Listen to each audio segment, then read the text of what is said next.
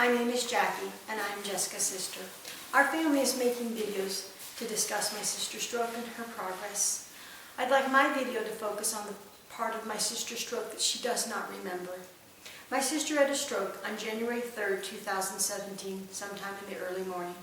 She spent 11 days in the ICU at St. Mary Corwin.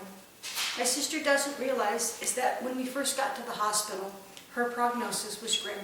She was not to survive within the first 30 minutes, which turned into the next hour, which turned into the next 24 hours.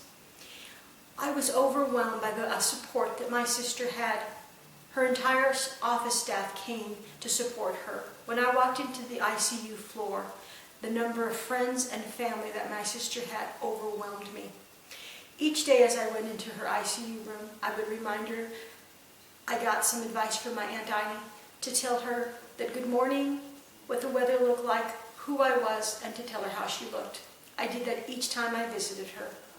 When my sister first had her stroke and was in the ICU the first night, I am off and I went in to pray for my sister. We were told that she was not able to understand us and could not hear us. As we were praying for her, a nurse came in and said that her blood pressure started to go up and we were making her uncomfortable. At that moment, I knew that my sister could hear me, and I vowed that we would play Christian music for her and read scriptures to her when we went into her room. Although I was not able to read scripture to her, as I was too upset, my husband read every single day that he went to see her. As I said, my sister spent 11 days in the ICU at St. Mary Corwin. From there, she was discharged to the Rehab Center of St. Mary Corwin. On January 22nd, my sister took her first steps. When I talk about first steps, she thinks she was able to get out of bed and walk. That is not exactly what happened.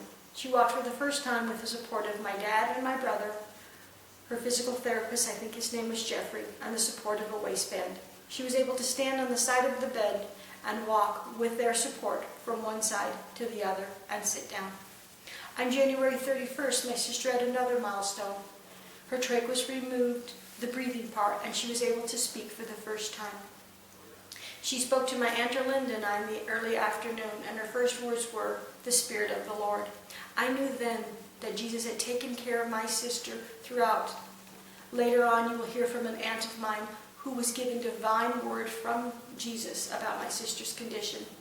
When we tell my sister every day that she is truly a miracle, she can't quite understand that, but she is. If you know my sister, she is ornery, she is stubborn. But that, along with God's grace on her, helped her to survive. My sister is truly a miracle today.